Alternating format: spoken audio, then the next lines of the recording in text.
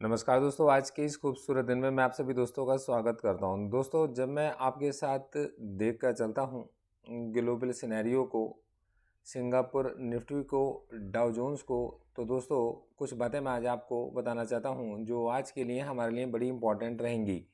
दोस्तों, हमारा 17,469 का लेवल, जिसके बाद हम लोगों ने ऑब्जर्व किया कि मार्केट लंबे समय तक कंसोलिडेट हुआ है। मार्केट पार्टिसिपेंट्स ने अपनी पोजीशंस को एवरेज किया है और इस जगह जाकर सेल ऑफ किया है। दोस्तों, अभी हम लोग काफ़ी वक्त से एक बार, दो बार, तीन बार और चार बार, मतलब चार बार हम लोग यहाँ से सपोर्ट ले चुके हैं। मतलब ये सपोर्ट हमारी बार बार होती है टेस्ट। तो 17,500 के पास में मार्केट पार्टिसिपेंट्स इस जगह को एक सपोर्ट मानते हैं। और दोस्तों, ये हमें देखने को मिलता है जब हम लोग ऑब्जर्व करते हैं 17,500 पर बनने वाले ओपन इंटरेस्ट को। तो आज ये बात आप लोग ध्यान रखिएगा, अभी का जो ओपन इंटरेस्ट है ये हमारे सामने है और 17,500 की ये वो स्ट्राइक है। देखो दोस्तों, मैं मेरे ब्लॉग पर कॉन्टिन्यूसली इसको अपडेट करता रहूँगा कि मतलब हर 2 घंटे के बाद या 3 घंटे के बाद में कि मार्केट में किस तरीके के चेंजेस को मैं ऑब्जर्व करके चल रहा हूँ। और ऐसा मैं आपसे वादा नहीं कर रहा, ऐसा मैं कोशिश करूँगा, क्योंकि दोस्तों मैं और आप अलग नहीं हैं। हम और आप एक ही जैसे लोग हैं जो साथ में ही काम कर कर चल रहे हैं और हम लोग यूनाइटेड हैं। देखो दोस्तों, अगर हम लोग इस समय पर ग्लोबल मार्केट्स को देखते हैं तो ग्लोबल मार्केट हमारे को सब जगह पर पूरी रेड दिखाई देती है। तो दोस्तों, मौसम है सर्दी का और ठंड तो हमें भी लगेगी।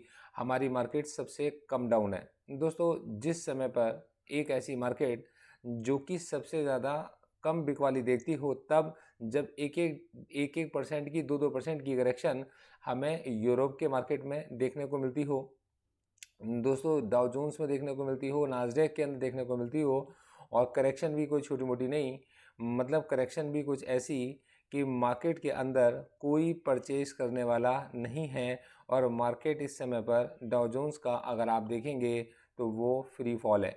दोस्तों, आप कॉन्टीन्यूसली देख रहे हैं कि डाउ जोन्स रिकवर कर ही नहीं पा रहा, कॉन्टीन्यूसली ये एक फ्री फॉल है, मतलब ये एक डाउन ट्रेंड है।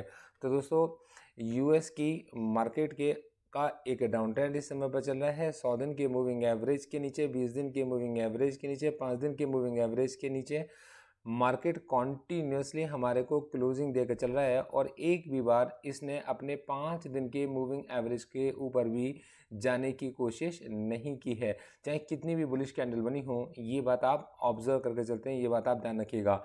तो बहुत बड़ा फर्क डाउ जोन्स का पड़ेगा अगर ये थोड़ा सा 5 डेज़ के मूविंग एवरेज के ऊपर आता है और 20 डेज़ के मूविंग एवरेज को अप्रोच करता है, जो कि मैं अपडेट करूंगा आपको। तो अगर एवरेज को से निकलता है तो दोस्तों, मार्केट के अंदर इस नेगेटिव के अंदर भी अगर हम लोग अपने ग्राउंड को होल्ड कर कर रखे हुए हैं, मतलब ये कि जिस समय मार्केट बहुत ज़्यादा नेगेटिव है, मार्केट गिर रहे हैं, हम अपने एग्जैक्टली उसी कंसोलिडेशन जोन के पास में हैं। इसको देखकर आप डाउन ट्रेंड नहीं कह सकते, लेकिन हाँ, इसको देखकर आप बिल्कुल कह सकते हैं कि ये एक डाउन ट्रेंड है। तो मैं उम्मीद करता हूँ कि बात आपकी समझ में आ रही होगी। देखो दोस्तों, इस समय पर एसजीएक्स निफ्टी एक बियरिश कैंडल के साथ ओपन हुआ है। और दोस्तों, कहाँ ओपन हुआ है? वहीं जहाँ पर कल वो क्लोज हुआ था। और कल वो कहाँ क्लोज हुआ था? वहीं क्लोज हुआ था जहाँ पर वो ओपन हुआ था। मतलब सारे के सारे गेन उसने अपने गंवा दिए हैं। तो मार्केट पार्टिसिपेंट एक बहुत ही नैरो रेंज के अंदर एसजीएक्स निफ्टी को काम करते हुए देख पा रहे हैं। और दोस्तों, ये वो लेवल है 17,468 का। दोस्तों, अगर ये लेवल टेस्ट होता है और हमें एक भी क्लोजिंग अगर इसके नीचे देखने को मिलती है, तो मार्केट पार्टिसिपेंट ऑब्वियस ही बात है अपनी पोजीशंस को ज़रूर चेंज करेंगे।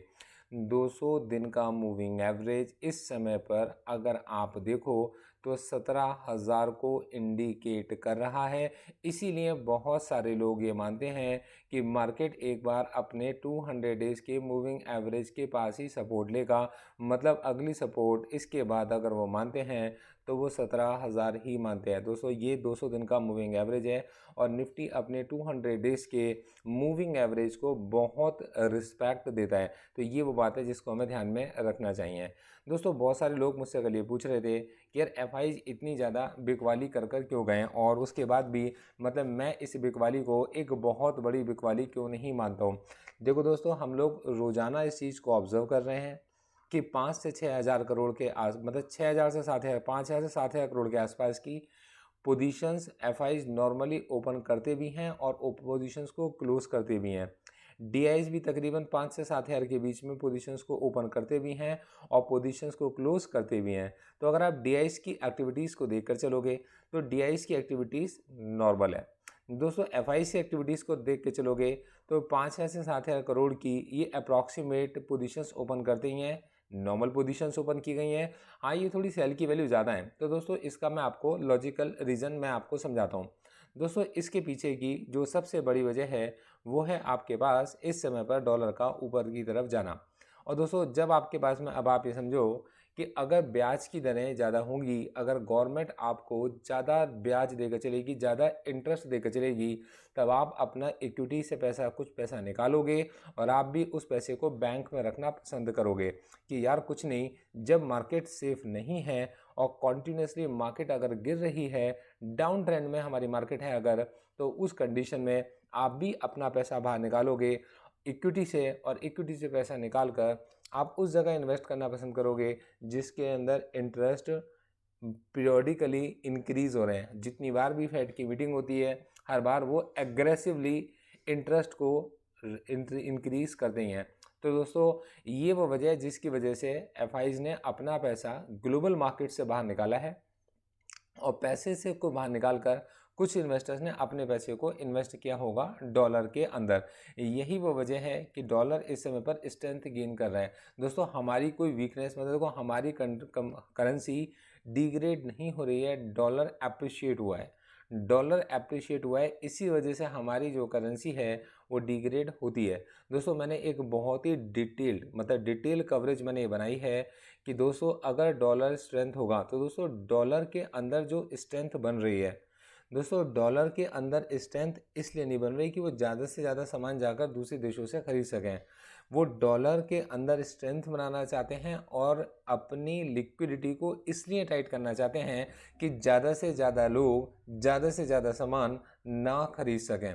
उनका ऑब्जेक्टिव केवल जो सप्लाई है उस सप्लाई को कम करना, डिमांड के साथ में डिमांड को डिक्रीज़ करना और एक तरीके से आप ये समझिए वो ग्रोथ के भी डिक्रीज़ कर रहे हैं, मतलब ग्रोथ उनके लिए सेकेंडरी बनकर आती है। तो दोस्तों यूएस मार्केट को अगर आप समझ के चलते हो तो यूएस मार्केट अगर आने वाले दिनों में कम एक्सपोर्ट करेगा, कम इंपोर्ट करेगा, अगर वो कम इंपोर्ट करेगा तो हमारे एक्सपोर्ट्स के बिज़नेस पर काफ़ी बड़ा फ़र्क पड़ने वाला है। तो दोस्तों ये वो चीज़ें हैं जिनको मैं आपके साथ में मतलब शेयर करना चाहता हूँ। आज का दिन आपका शुभ रहे। Thank you so much, all the best. जाने से पहले मेरा डिस्क्लेमर ज़रूर पढ़ लीजिएगा।